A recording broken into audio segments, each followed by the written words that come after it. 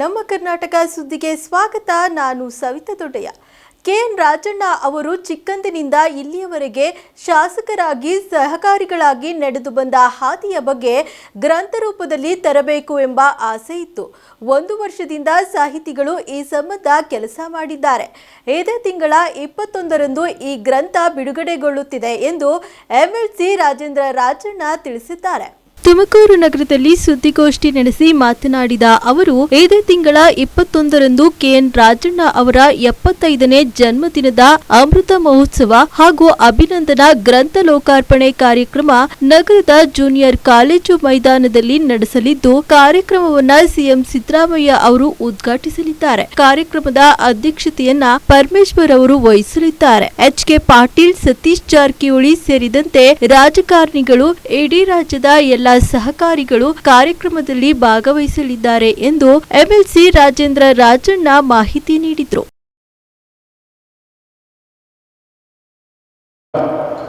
1 ವರ್ಷದ ಹಿಂದೆನೋ ಸುಮ್ಮನೆ ಕೆಎನ್ ರಾಜಣ್ಣ ಅವರ ಬಗ್ಗೆ ಒಂದು ಗ್ರಂಥವನ್ನು ತರಬೇಕು. ಬಾಲ್ಯದಿಂದಲೂ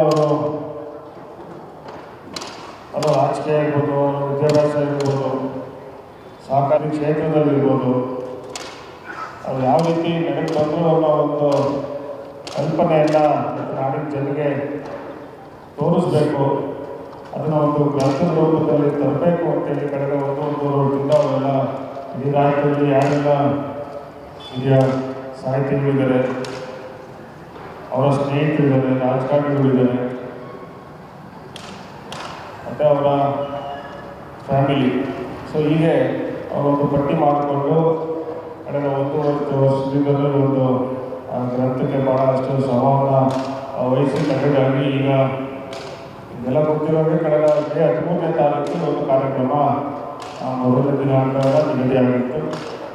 ಸೊ ಅವತ್ತು ಕಾರಣಾಂತರದಿಂದ ಒಂದು ಕಾರ್ಯಕ್ರಮವನ್ನು ಏನಕ್ಕೆ ನಾನು ಮುಂದೂಡಿದೆ ಅಂತೇಳಿ ಅವತ್ತು ನಾನು ಪತ್ರಿಕಾಗೋಷ್ಠಿ ಮಾಡಿ ಅವತ್ತು ಆ ಕಾರ್ಯಕ್ರಮವನ್ನು ಮುಂದೂಡಿದಾದಮೇಲೆ ಈಗ ಇದೇ ತಿಂಗಳು ಜೂನ್ 21ನೇ ತಾರೀಕು ಮತ್ತೆ ಒಂದು ಕಾರ್ಯಕ್ರಮವನ್ನು ದಿನಾಂಕ ನಿಗದಿ ಮಾಡಿ ಇವತ್ತು ರಾಜ್ಯದಲ್ಲಿ ಯಾರೆಲ್ಲ ಸಾಮಾನ್ಯ ಕೆಎನ್ ರಾಜಣ್ಣ ಅವರ ಸ್ನೇಹಿತರಿದ್ದಾರೆ, ಅವ್ರದ್ದೇ ಆದಂಥ ಒಂದು ರಾಜ್ಯದಲ್ಲಿ ರಾಜಕಾರಣಿಗಳು ಇರ್ಬೋದು ಮತ್ತು ಸಹಕಾರಿಗಳು ಇರ್ಬೋದು, ಎಲ್ಲರೂ ಜೊತೆಯಾಗಿ ಕೂಡಿ ಇವತ್ತು 75ನೇ ವರ್ಷದ ಅಮೃತ ಮಹೋತ್ಸವನ ಮಾಡಬೇಕು ಅಂತೇಳಿ ಎಲ್ಲರೂ ವಾಲಂಟಿಯರ್ ಒಂದು ವಿಜೃಂಭಣೆಯಿಂದ ಮಾಡಬೇಕು. ಇದು ಕಾರ್ಯಕ್ರಮವನ್ನು ರಾಜ್ಯದಲ್ಲಿ ಇತಿಹಾಸವಾಗಿ ಉಳಿಬೇಕು ಅಂತ ಹೇಳಿ ಎಲ್ಲರೂ ಶ್ರಮವಹಿಸಿ ಒಂದು ಬೃಹತ್ತಾದಂಥ ಒಂದು ಕಾರ್ಯಕ್ರಮವನ್ನು ಆಯೋಜನೆ ಮಾಡಿದ್ದಾರೆ. ಈ ಕಾರ್ಯಕ್ರಮವನ್ನು ನಮ್ಮ ರಾಜ್ಯದ ಮುಖ್ಯಮಂತ್ರಿಗಳಾದಂಥ ಸಿದ್ದರಾಮಯ್ಯ ಕಾರ್ಯಕ್ರಮವನ್ನು ಉದ್ಘಾಟನೆ ಮಾಡ್ತಾರೆ. ಉಪಮುಖ್ಯಮಂತ್ರಿಗಳಾದಂಥ ಡಿ.ಕೆ. ಶಿವಕುಮಾರ್ ಅವರು, ಕೇಂದ್ರ ಸಚಿವರಾದಂಥ ಸೋಮಣ್ಣವರು, ಸೊ ಹೀಗೆ ಭಾಳಷ್ಟು ಜನ ಹಿರಿಯ ಸಚಿವರುಗಳು ಯಾರೆಲ್ಲ ರಾಜಣ್ಣ ಅವ್ರ ಜೊತೆ ಹೆಚ್ಚು ಒಡನಾಟ ಇದ್ದಾರೆ, ಸ್ನೇಹಿತರಿದ್ದಾರೆ, ಬೇರೆ ಪಕ್ಷದವರು ಎಲ್ಲರೂ ಸೇರಿ ಹೀಗೆ ಪಕ್ಷಾತೀತವಾಗಿ ಈ ಒಂದು ಕಾರ್ಯಕ್ರಮ ಆಯೋಜನೆ ಮಾಡಿರುವಂಥದ್ದು. ಸೊ ಅದರಿಂದ ಜಿಲ್ಲೆಯ ಸಚಿವರಾದಂಥ ಡಾಕ್ಟರ್ ಜಿ. ಪರಮೇಶ್ವರ್ ಅವರು ಅವರ ಒಂದು ಅಧ್ಯಕ್ಷತೆಯಲ್ಲಿ ಒಂದು 75ನೇ ವರ್ಷದ ಅಮೃತ ಮಹೋತ್ಸವ ಹಾಗೂ ಅಭಿನಂದನಾ ಗ್ರಂಥ ಬಿಡುಗಡೆ ಕಾರ್ಯಕ್ರಮದ ಅಧ್ಯಕ್ಷತೆಯನ್ನು ಡಾಕ್ಟರ್ ಜಿ. ಪರಮೇಶ್ವರ್ ಅವರು ನಿರ್ವಹಿಸ್ತಾ ಇರುವಂಥದ್ದು.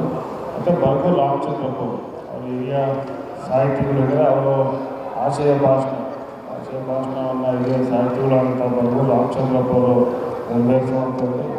ಶಿಕ್ಷಣದ ಜೊತೆಗೆ ಉದ್ಯೋಗ ಖಾತ್ರಿ ಇರುವ ಜಿಟಿಟಿಸಿ ನೀಡುತ್ತಿರುವ ಡಿಪ್ಲೊಮಾ ಮತ್ತು ಸರ್ಟಿಫಿಕೇಟ್ ಕೋರ್ಸ್ಗಳಿಗೆ ಗ್ರಾಮೀಣ ಯುವಜನರು ಸೇರ್ಪಡೆಗೊಳ್ಳುವ ಮೂಲಕ ತಮ್ಮ ಭವಿಷ್ಯವನ್ನು ಉಜ್ವಲಗೊಳಿಸಿಕೊಳ್ಳುವಂತೆ ಹಾಲಪ್ಪ ಪ್ರತಿಷ್ಠಾನದ ಅಧ್ಯಕ್ಷ ಮುರಳೀಧರ್ ಹಾಲಪ್ಪ ತಿಳಿಸಿದರು. ತುಮಕೂರು ಹಿರೇಹಳ್ಳಿ ಕೈಗಾರಿಕಾ ಪ್ರದೇಶದಲ್ಲಿ ಇರುವ ಸರ್ಕಾರಿ ಟೂಲ್ಸ್ ಅಂಡ್ ಟ್ರೈನಿಂಗ್ ಸೆಂಟರ್ನಲ್ಲಿ ಪ್ರಥಮ ವರ್ಷದ ವಿದ್ಯಾರ್ಥಿಗಳಿಗೆ ಸ್ವಾಗತ ಮತ್ತು ಪೋಷಕರ ಸಭೆ ಕಾರ್ಯಕ್ರಮದಲ್ಲಿ ಭಾಗವಹಿಸಿ ಅಧಿಕಾರಿಗಳೊಂದಿಗೆ ಚರ್ಚೆ ನಡೆಸಿದ ನಂತರ ಮಾತನಾಡಿದ ಅವರು, ಎಸ್ಎಸ್ಎಲ್ಸಿ ಪಾಸಾದ ವಿದ್ಯಾರ್ಥಿಗಳು ಜಿಟಿಟಿಎಸ್ ಕೋರ್ಸ್ಗಳನ್ನು ಆಯ್ಕೆ ಮಾಡಿಕೊಂಡರೆ 100ರಷ್ಟು ಉದ್ಯೋಗವನ್ನ ಪಡೆದುಕೊಳ್ಳಬಹುದು. ಇದು ಹೆಮ್ಮೆಯ ವಿಚಾರ. ಜಿಟಿಟಿಎಸ್ ಸರ್ಕಾರದ ತಾಂತ್ರಿಕ ಮತ್ತು ಕೌಶಲ್ಯಾಭಿವೃದ್ಧಿ ಕ್ಷೇಮಾಭಿವೃದ್ಧಿ ಇಲಾಖೆಯ ಅಡಿಯಲ್ಲಿ ನಡೆಯುತ್ತಿದ್ದು 6 ತಿಂಗಳಿಂದ 4.5 ವರ್ಷಗಳವರೆಗೆ ಕೋರ್ಸ್ಗಳಿದ್ದು ಇಲ್ಲಿನ ಕೋರ್ಸ್ಗಳಿಗೆ ಹೊರ ರಾಜ್ಯದ ಹೊರ ಜಿಲ್ಲೆಯ ವಿದ್ಯಾರ್ಥಿಗಳು ಬಂದು ಪ್ರವೇಶ ಪಡೆಯುತ್ತಿದ್ದಾರೆ. ಆದರೆ ತುಮಕೂರಿನ ವಿದ್ಯಾರ್ಥಿಗಳ ಸಂಖ್ಯೆ ಕಡಿಮೆ ಇದೆ. ಹಾಗಾಗಿ ಸ್ಥಳೀಯ ವಿದ್ಯಾರ್ಥಿಗಳು ಇದರ ಸೌಲಭ್ಯ ಪಡೆದುಕೊಳ್ಳಬೇಕು. ಎಸ್ಎಸ್ಎಲ್ಸಿ, ಪಿಯುಸಿ ಪದವಿ ಪಡೆದ ಮಕ್ಕಳಿಗೆ ಇಲ್ಲಿ ವಿವಿಧ ಕೋರ್ಸ್ಗಳಿದ್ದು ಇಲ್ಲಿ ಕಲಿತವರಿಗೆ ಭಾರತದಲ್ಲಿಯೇ ಅಲ್ಲ ವಿದೇಶದಲ್ಲಿಯೂ ಒಳ್ಳೆ ಬೆಲೆ ಇದೆ ಎಂದು ಮುರಳೀಧರ್ ಹಾಲಪ್ಪ ತಿಳಿಸಿದರು. ವೇದಿಕೆಯಲ್ಲಿ ಕೌಶಲ್ಯಾಭಿವೃದ್ಧಿ ಇಲಾಖೆಯ ಅಂಜನಮೂರ್ತಿ, ಜಿಲ್ಲಾ ಉದ್ಯೋಗ ವಿನಿಮಯ ಕೇಂದ್ರದ ಅಧಿಕಾರಿ ಕಿಶೋರ್ ಕುಮಾರ್, ಸಿಡಿ ಜಂಟಿ ನಿರ್ದೇಶಕರಾದ ಶೋಭಶ್ರೀ ಮತ್ತಿತರರು ಉಪಸ್ಥಿತರಿದ್ದರು. ಇಷ್ಟೊಂದು ಕಡೆ ಬ್ರಾಂಚ್ಗಳು ಶುರು ಮಾಡಿದಾರಲ್ಲ,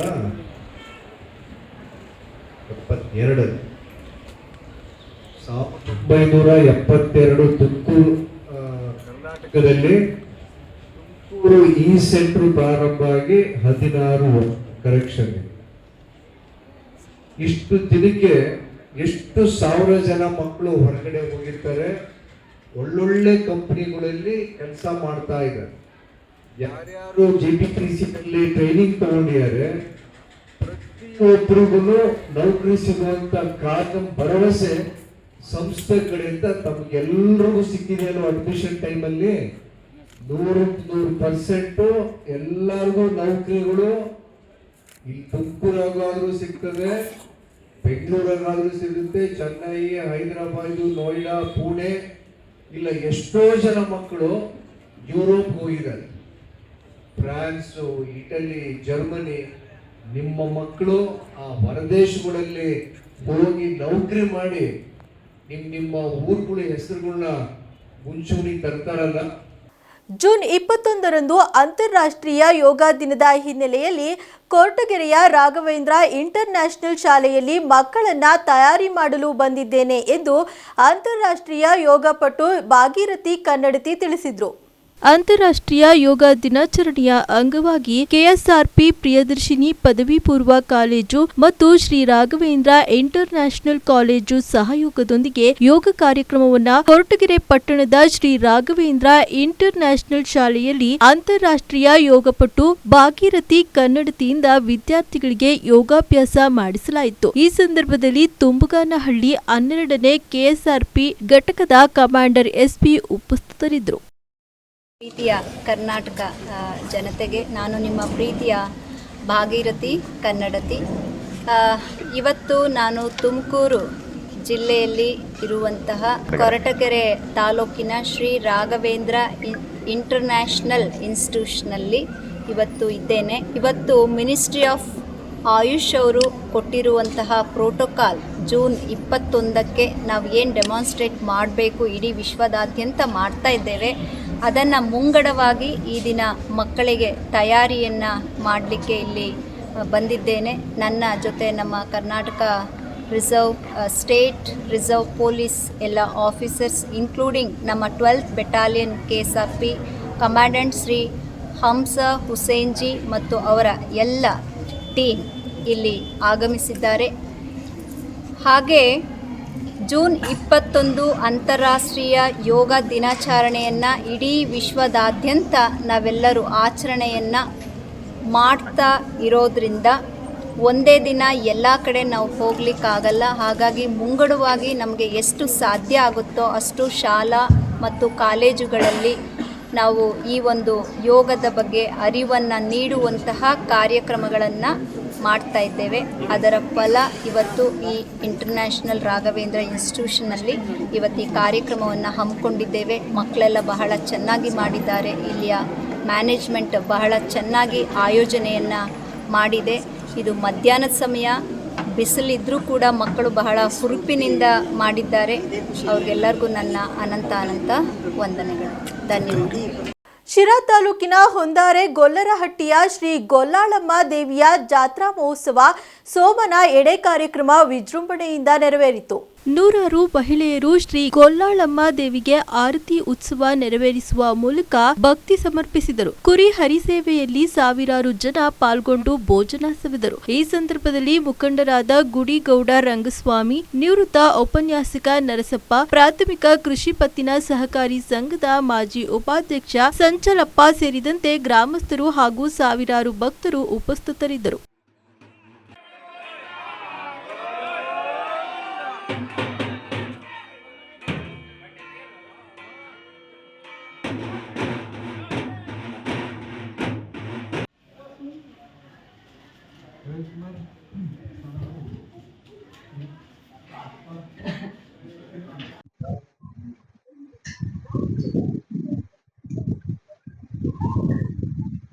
ಎಮ್ದರೆ ಗೊಲ್ಲರಟ್ಟಿನಲ್ಲಿ 1986 ದೇವಸ್ಥಾನ ಕಟ್ಟಿಸಿದ್ವಿ. ಸುಮಾರು ಒಂದು 10 ವರ್ಷದಿಂದ ನಾವು ಮೈಸೂರಿನಲ್ಲಿ ಚಾಮುಂಡೇಶ್ವರಿ ವಿಗ್ರಹ ಮಾಡಿಸಿ ತಂದುಬಿಟ್ಟು ಇಲ್ಲಿ ಪ್ರತಿಷ್ಠಾಪನೆ ಮಾಡಿಸ್ಬಿಟ್ಟು ಪ್ರತಿ ವರ್ಷ ಇದೇ ರೀತಿ ನಾವು ಅನ್ನ ಸಂತರ್ಪಣೆ ಏರ್ಪಡಿಸ್ತಾ ಇದ್ದೀವಿ.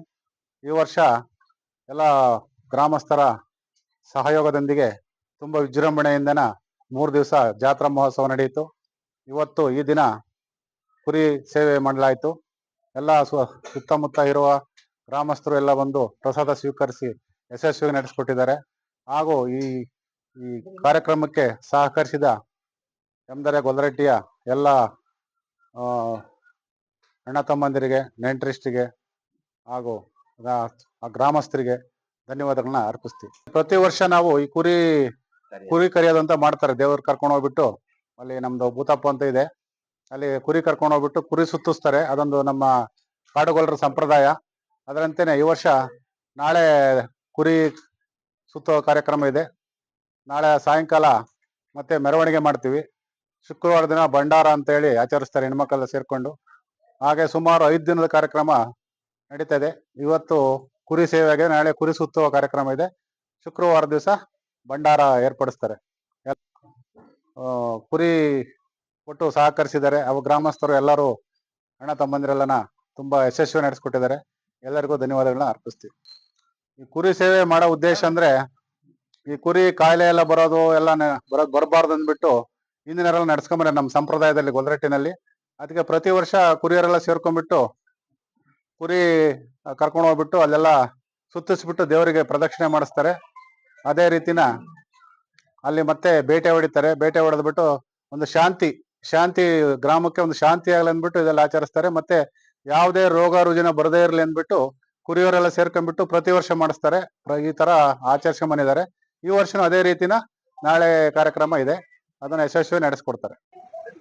ಎಮ್ದೊರೆ ಗ್ರಾಮದ ಹಾಗೂ ಎಮ್ದೊರೆ ಗೊಲ್ಲರಟ್ಟಿಯ ಶ್ರೀ ಗೊಲ್ಲಾಳಮ್ಮ ದೇವಿಯವರ ಪಾದ ಚರಣಗಳಿಗೆ ಶಿರಸ ನಮಿಸುತ್ತಾ 16/6/2025 ರಿಂದ 18/6/2025 ಶ್ರೀ ಅಮ್ಮನವರ ಅಪ್ಪಣೆಯ ಮೇರೆಗೆ ವಿವಿಧ ದೇವತಾ ಕಾರ್ಯಕ್ರಮಗಳನ್ನು ಆಯೋಜನೆ ಮಾಡಲಾಗಿದ್ದು, ಅದರಂತೆ 16/6/2025 ಆರತಿ ಮತ್ತು ಪೂಜಾ ಕಾರ್ಯಕ್ರಮವನ್ನು ಇಟ್ಕೊಂಡಿದ್ವಿ. 17/6/2025 ಆರತಿ ಮತ್ತು ಬೇಟೆ ಕಾರ್ಯಕ್ರಮ ಹಾಗೂ ಅನ್ನ ಸಂತರ್ಪಣೆ ಕಾರ್ಯಕ್ರಮವನ್ನು ಅತ್ಯಂತ ಯಶಸ್ವಿಯಾಗಿ ಗ್ರಾಮಸ್ಥರು ಹಾಗೂ ಸಮುದಾಯದವರ ಸಹಕಾರದೊಂದಿಗೆ ವಿಜೃಂಭಣೆಯಿಂದ ನೆರವೇರಿಸಲಾಯಿತು. ಈ ದಿವಸ ಕುರಿ ಹರಿಸೇವೆಯನ್ನು ಸಹ ಶ್ರೀ ಅಮ್ಮನವರ ಅಪ್ಪಣೆಯ ಮೇರೆಗೆ ಅತ್ಯಂತ ವಿಜೃಂಭಣೆಯಿಂದ ಯಶಸ್ವಿಯಾಗಿ ನಡೆಸಿಕೊಟ್ಟಂತ ಎಲ್ಲ ಎಮ್ದೊರೆ ಗ್ರಾಮದ ಹಾಗೂ ಸಮುದಾಯದ ಎಮ್ದೊರೆ ಗೊಲ್ಲರಟ್ಟಿಯ ಎಲ್ಲ ನೆಂಟರಿಷ್ಟು, ಗೌಡ ಪೂಜಾರು, ಅಣ್ಣ ತಮ್ಮಂದಿರು ಎಲ್ಲರಿಗೂ ಕೂಡ ಶ್ರೀ ಜಗನ್ಮಾತೆ ಆದಿಶಕ್ತಿ ಶ್ರೀ ಗೊಲ್ಲಾಳಮ್ಮ ದೇವಿಯ ಅನುಗ್ರಹ ಸದಾ ಕಾಲವೂ ಇರಲಿ ಅಂತ ಈ ಸಂದರ್ಭದಲ್ಲಿ ಆಶಿಸ್ತೇನೆ. ಸಹಕಾರವನ್ನು ನೀಡಿದಂತ ಎಮ್ದೊರೆ ಗ್ರಾಮದ ಹಾಗೂ ಅಕ್ಕಪಕ್ಕದ ಗ್ರಾಮದ ಎಲ್ಲ ಸಮುದಾಯದವರಿಗೂ, ಭಕ್ತಾದಿಗಳಿಗೂ ಶ್ರೀ ಆದಿಶಕ್ತಿಯ ಅನುಗ್ರಹ ಸದಾ ಕಾಲವೂ ಇರಲಿ ಅಂತ ಈ ಸಂದರ್ಭದಲ್ಲಿ ಆ ತಾಯಿಯನ್ನು ಬೇಡ್ತೇನೆ. ಬೆಂಗಳೂರಿನ ನಮ್ಮ ಮೆಟ್ರೋ ನಿಲ್ದಾಣಗಳಲ್ಲಿ ಗುಜರಾತ್ ಮೂಲದ ಅಮೂಲ್ ಉತ್ಪನ್ನ ಮಳಿಗೆಗಳನ್ನು ತೆರೆಯಲು ಅನುಮತಿ ನೀಡಿರುವುದಕ್ಕೆ ವ್ಯಾಪಕ ವಿರೋಧ ವ್ಯಕ್ತವಾಗಿದ್ದು, ಈ ವಿಚಾರಕ್ಕೆ ಸಂಬಂಧಿಸಿದಂತೆ ಡಿಸಿಎಂ ಡಿಕೆ ಶಿವಕುಮಾರ್ ಸ್ಪಷ್ಟನೆ ನೀಡಿದ್ದಾರೆ.